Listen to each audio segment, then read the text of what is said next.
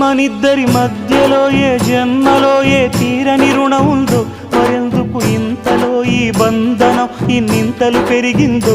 అమాయకమైన నీ చిన్నారి నవ్వును ఏ తల్లి కందో, ఇటే నీ దారి ఉందని నిన్ను ఏ సుడిగాలి పంపిందో.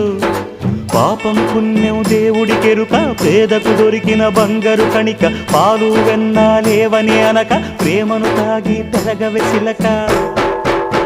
వలేసే పాడు లోకం కంటపడక ఉండు నాయనక, ఇలా నా గుండెలోనే గువ్వల కొలు ఉండిపోయింక.